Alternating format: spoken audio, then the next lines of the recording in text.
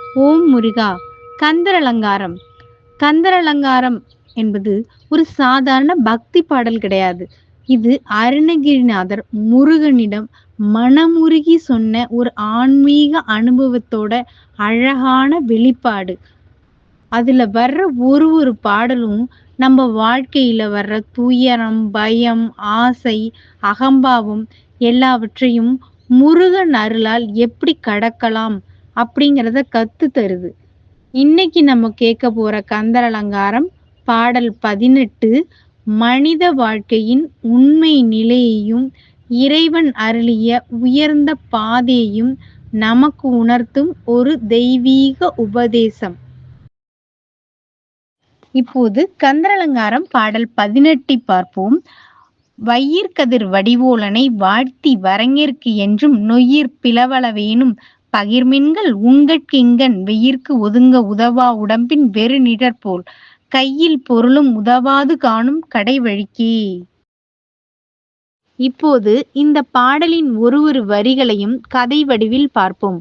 முதல் வரி வையிற்கதிர் வடிவோலனை வாழ்த்தி வரங்கேற்கு என்றும் அப்படிங்கிறதுக்கான அர்த்தம் கதை வடிவுல கதை விளக்கமா பார்ப்போம். ஒரு ஊர்ல ஒரு இளைஞன் இருந்தான். அவன் பெரிய படிப்பு படிச்சவன், அறிவாளி. எல்லோரும் அவனை புகழ்ந்தார்கள். நீ ரொம்ப புத்திசாலி, நீ தான் பெரிய ஆளாவ அப்படின்னு எல்லாரும் வாழ்த்துனாங்க. ஆனா அவன் மனசுல ஒரு வெறுமை இருந்தது. எல்லாரும் வாழ்த்தினாலும் ஏன் என் மனசு ஏன் இன்னும் சந்தோஷமா இல்ல அப்படின்னு அவன் யோசிச்சுட்டே இருந்தான். இந்த வரி சொல்கிறது, உலகம் உங்களை அறிவாளின்னு வாழ்த்தும், ஆனா வாழ்த்துக்கள் வாழ்க்கையோட உண்மையை தராது. இரண்டாவது வரியை கதையோடு விளக்கமாக பார்ப்போம்.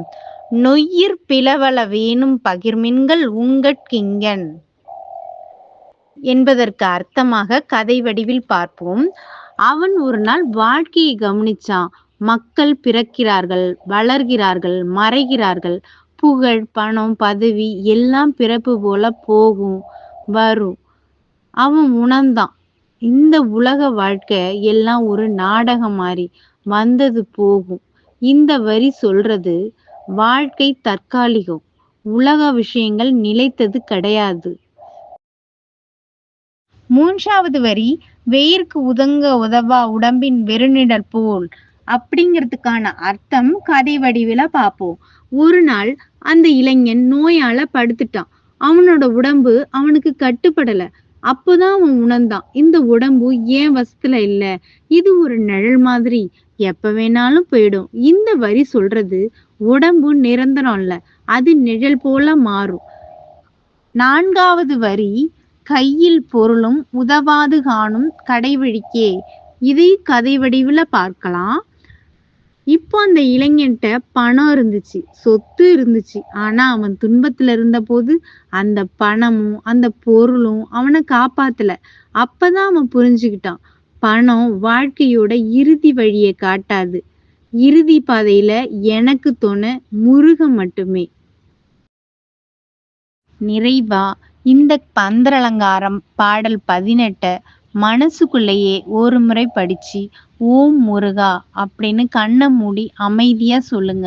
முருகா, இந்த உலக வாழ்த்துக்கள், இந்த உடம்பு, இந்த பணம் எல்லாம் நிழல்தான். நீ மட்டும்தான் என் உண்மையான வழிகாட்டி. என் வாழ்க்கைய ஒளி பாதையா மாற்று. சரணம் முருகா, சரணம் முருகா.